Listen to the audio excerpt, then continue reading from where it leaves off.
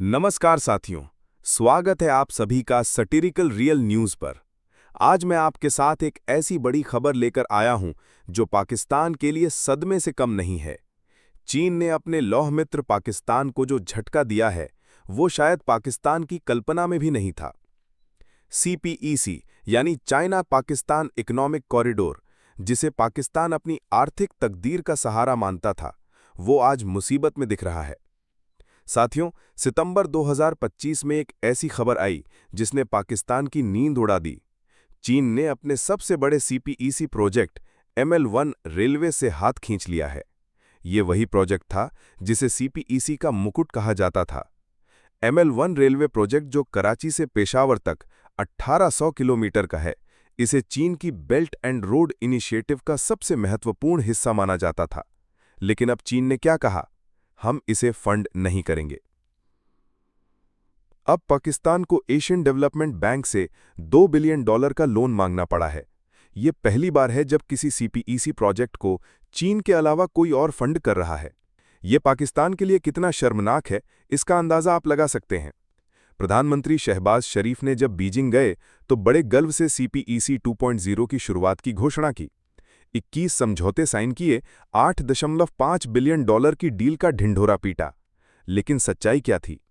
ये सभी डील कृषि, electric vehicle, solar energy, health और स्टील जैसे छोटे-मोटे क्षेत्रों में थे।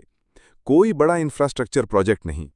ये सीपीईसी 1.0 के मुकाबले बहुत छोटा था, जहां $60 बिलियन का वादा था। दिलचस्प बात यह है कि शहबाज शरीफ ने सीपीईसी 2.0 की शुरुआत की एक तरफा घोषणा कर दी, जबकि चीन ने इसका समर्थन नहीं किया। ये दिखाता है कि पाकिस्तान कितनी बेचैनी में है और चीन से कितनी उम्मीदें लगाए बैठा है। अब सवाल यह है कि चीन ने अचानक से हाथ क्यों खींच लिया? पहली वजह है पाकिस्तान की खराब आर्थिक स्थिति। पाकिस्तान की माली हालत इतनी खराब है कि चीन को लगने लगा कि पैसा वापस नहीं मिलेगा।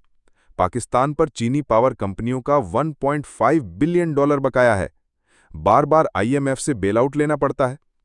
दूसरी ओर सबसे बड़ी समस्या है चीनी नागरिकों की सुरक्षा। 2021 से 2024 तक 14 आतंकी हमलों में 20 चीनी नागरिक मारे गए और 34 घायल हुए।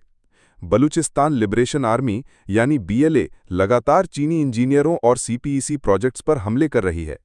तहरीक-ए-तालिबान पाकिस्तान भी चीनी हितों को निशाना बना रही है। तीसरी वजह है चीन की बदली हुई नीति। चीन की अपनी आर्थिक समस्याएं बढ़ गई हैं। अब वो हाई रिस्क देशों में बड़े निवेश से बचना चाहता है। पाकिस्तान जैसे देश जो बार बार कर्जे में डूबते हैं, उनसे चीन अब दूरी बना रहा है। स्थिति कितनी गंभीर है, इसका अंदाजा इससे लगाइए कि चीन ने पहली बार अपनी प्राइवेट सिक्योरिटी कंपनियों के 60 कर्मचारी पाकिस्तान में तैनात किए हैं। 3 चीनी कंपनियां, Dewe security frontier service group, China overseas security group और Huaxin Zhongshan security service Sindh प्रांत में 2 पावर प्रोजेक्ट्स की सुरक्षा में लगाई गई हैं। यह पहली बार है जब चीनी नागरिक पाकिस्तान में सिक्योरिटी के काम में लगे हैं। पहले केवल पाकिस्तानी लोकल लोग ही इस काम को लगते थे। 2015 में सीपीईसी शुरू हुआ था, जब $46 बिलियन के समझौते साइन हुए थे। बाद में ये $60 बिलियन तक बढ़ा। वादे क्या थे? एनर्जी क्राइसिस हल करना, इंफ्रास्ट्रक्चर अपग्रेड करना, इंडस्ट्रियल ग्रोथ को बढ़ावा देना, गवादर पोर्ट को विकसित करना। लेकिन हकीकत क्या है? 10 साल बाद केवल $25 बिलियन ही इन्वेस्ट हुआ है।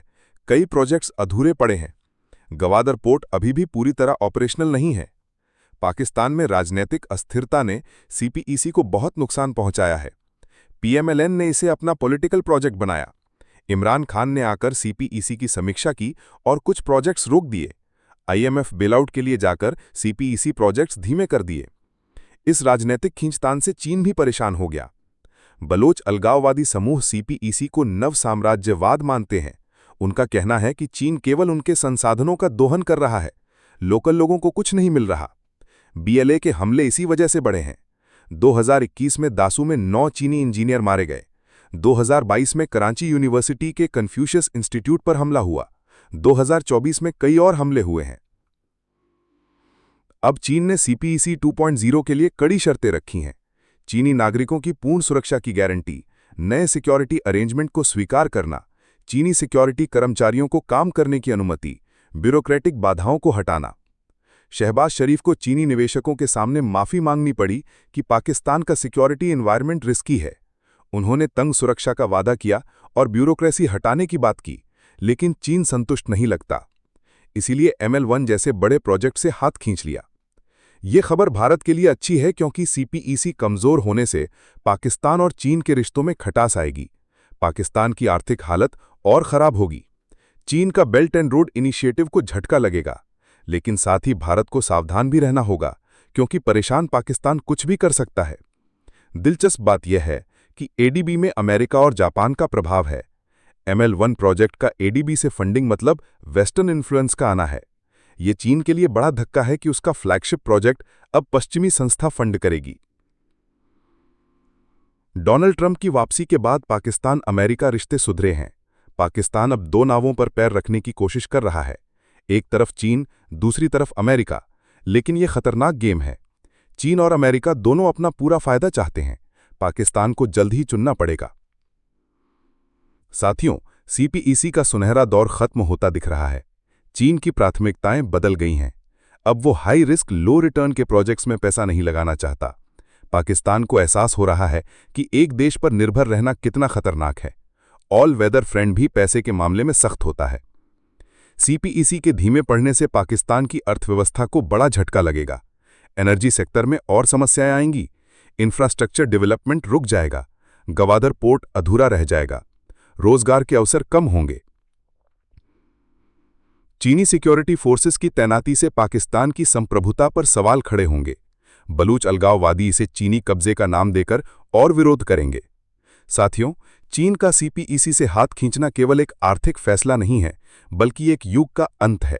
यह दिखाता है कि आर्थिक साझेदारी में भी राष्ट्रीय हित सर्वोपरि होते हैं। पाकिस्तान को सीख मिली है कि किसी एक देश पर पूरी तरह निर्भर रहना कितना खतरनाक है। अब उसे नई स्ट्रैटेजी बनानी होगी। भारत के लिए यह सकारात्मक विकास है क्योंकि CPEC का कमजोर होना मतलब चीन पाकिस्तान गठबंधन में दरार। लेकिन साथ ही क्षेत्रीय स्थिरता के लिए पाकिस्तान की आर्थिक बर्बादी भी अच्छी बात नहीं है। एक परेशान पड़ोसी कभी कभी अप्रत्याशित कदम भी उठा सकता है। उम्मीद है कि आज का विश्लेषण आपको पसंद आया होगा। कमेंट बॉक्स में बताइए कि आप CPEC के भविष्य को कैसे देखते हैं और भारत को इस स्थिति का क्या फायदा उठाना चाहिए। अपना और अपनों का ख्याल रखिए। धन्यवाद।